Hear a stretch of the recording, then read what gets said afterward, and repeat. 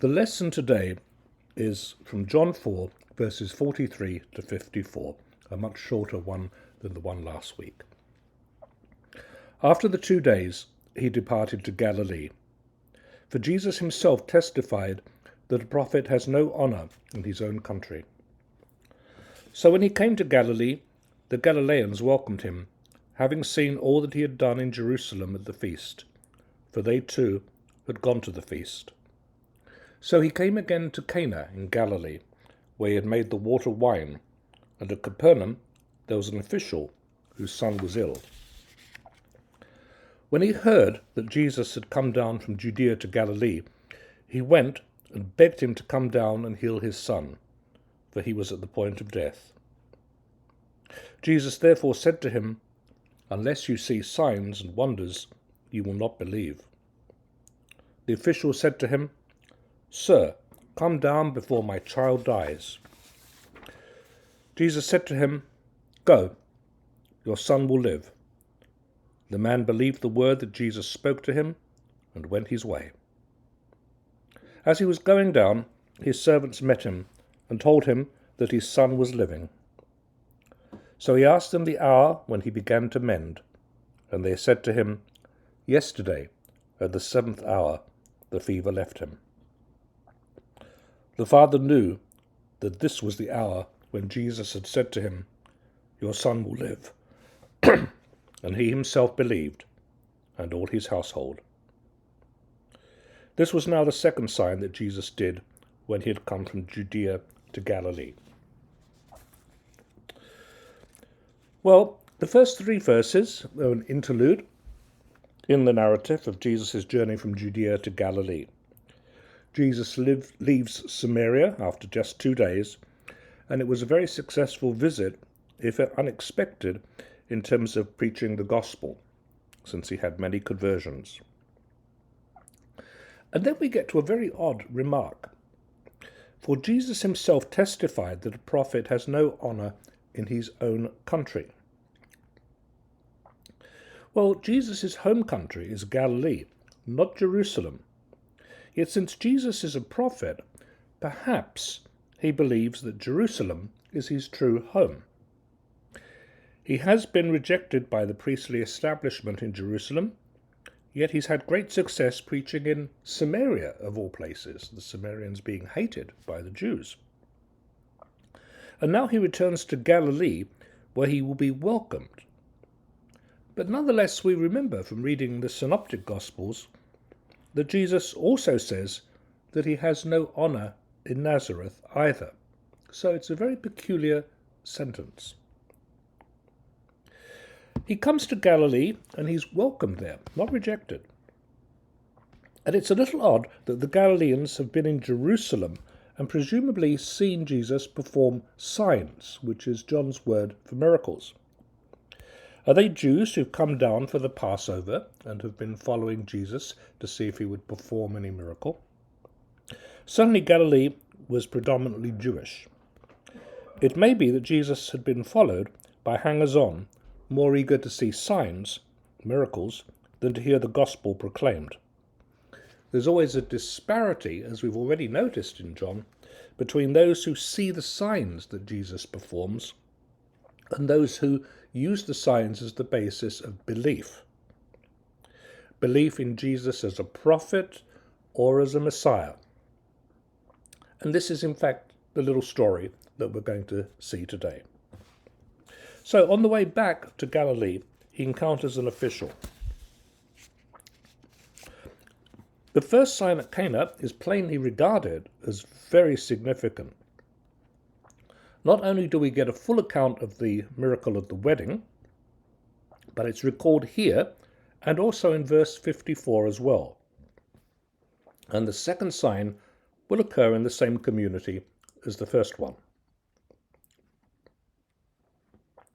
This story in John of an official whose son is ill is matched by a similar story in the Synoptic Gospels.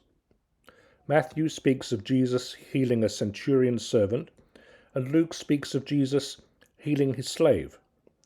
John does not say if the official is pagan or Jewish. So this seems to be one of those orphan stories, as we call them, that pass from person to person in the early tradition with only their details changed. And we'll see something of this a bit later. So the official hears that Jesus is returning from Judea to Galilee, and he walks 20 miles from Capernaum to Cana in order to see Jesus and make his request that his son or servant or slave be saved from death.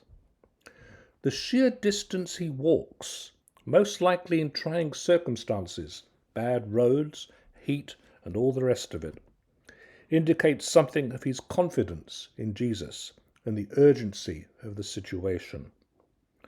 Doubtless he's convinced that no one else can help.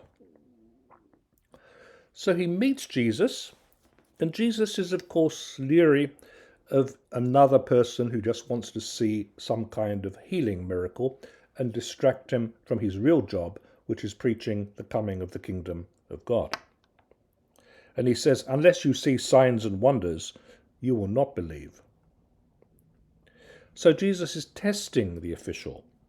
Does he have the sort of faith in Jesus as prophet or Messiah, or is he just after the sight of another miracle being worked?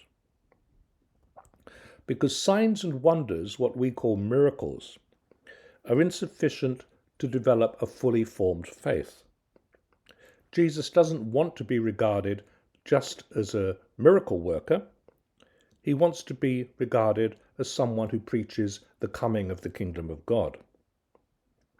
So he wants to know if the official is one of those who just are here to gawk at a sign, or one of those who believe in him as the Messiah.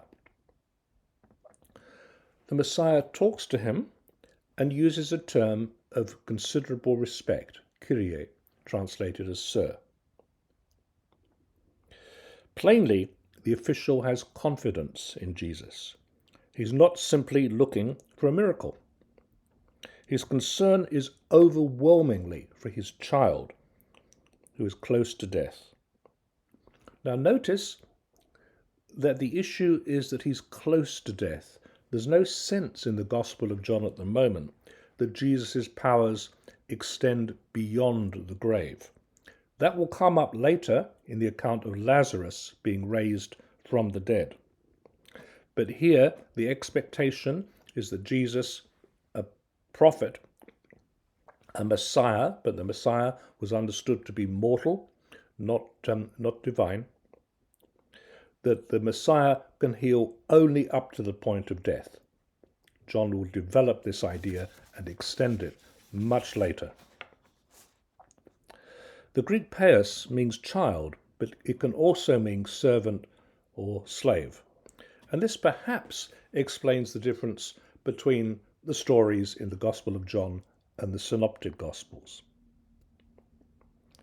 Jesus says to him, undoubtedly realizing his confidence in him, "Go, your son will live." Jesus doesn't have to be physically present to heal the child in order to heal him. He can heal at a distance. He doesn't need to say any magic formula or any liturgical ritual. Just simply his word is sufficient.